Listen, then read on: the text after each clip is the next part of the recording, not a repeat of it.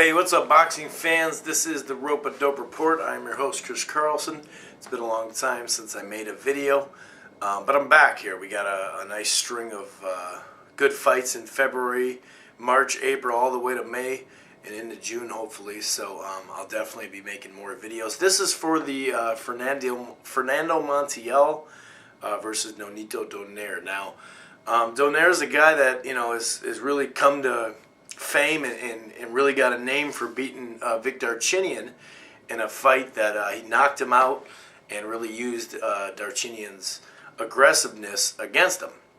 He definitely used that come forward style and knocked him out, and it was a great counter shot that he knocked him out on. So after that, though, Donaire has been kind of on the shelf. I'm not going to say on the shelf as far as activity, because he's had fights and stuff like that, but he hasn't been in that big fight.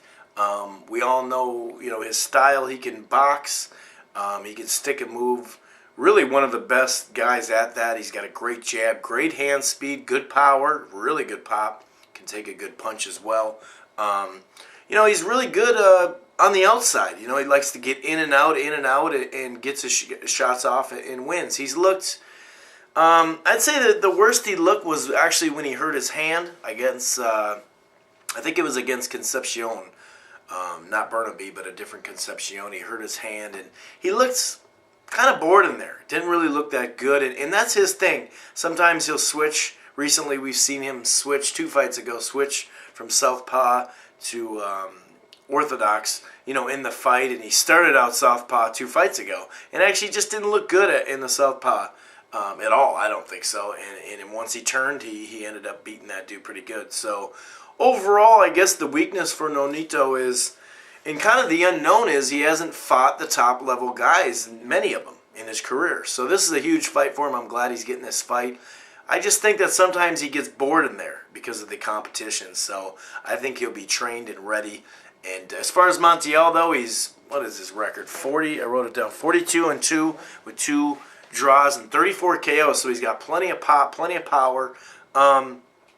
He lost to Steve Too Sharp Johnson. He lost to Johnny Gonzalez in a split decision on HBO. He hasn't had the best of luck on HBO, really. This is another huge fight for him. He's been busy. He's been really busy. I can't remember the last name. Starts with an H. Hasawaki. Anyway, the guy he knocked out last year to claim this title. And in the 4th round, I believe it was, he hurt him and then just jumped on him. It's kind of funny because Montiel is a come-forward aggressive fighter, but he's also, so he'll fight toe-to-toe with you, but he's also a guy that can box. And in fact, he kind of reminds me of Marquez in a way. I think Marquez is definitely a better counter-puncher and a better pure fighter, boxer. But I also think that, he had a style where it wasn't that aggressive, and same with Marquez. So Montiel and Marquez kind of, not to say that they weren't known, but they weren't that big at the time. And as soon as they took some losses or tight losses or decided to just come forward more and be more aggressive, they've been a lot more known now. Now a lot of people think of Montiel as this aggressive fighter that comes forward. And don't get me wrong, he does come forward. And when he has you hurt, he definitely will go at you. He knows how to finish things with those 34 KOs with 44 wins. But he's got a good jab. He's very accurate. He's got a good left hook. He likes to bounce around on the outside. Like I said, he's got accurate shots. He's got good footwork, but his footwork is good, but then at the same time, it can get him in trouble a little bit. So it's kind of good and bad. It's a strength and a weakness because sometimes he gets a little off balance, and I think that's where Donaire is really going to take advantage of him.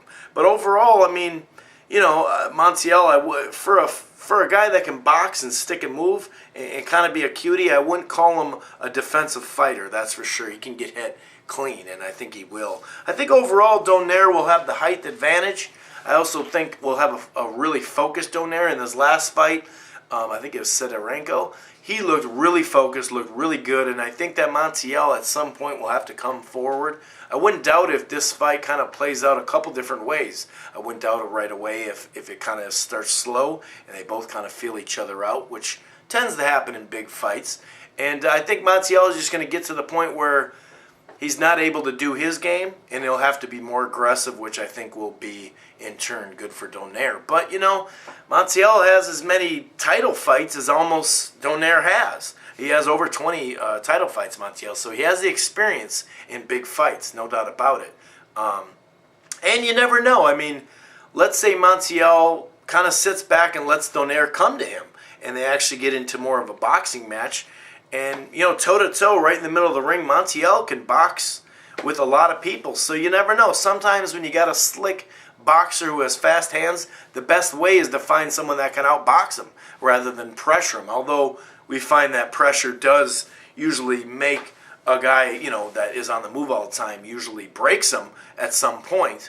A lot of times that won't happen. They get used to all that pressure, and they get used to people coming forward to them. And so they kind of counter off that.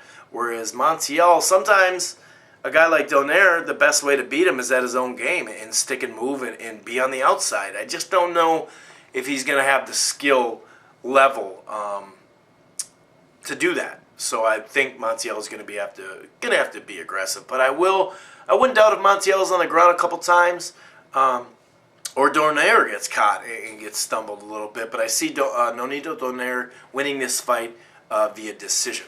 This has been the Rope-A-Dope Report. Make sure you check out ropeadoperadio.com. Peace.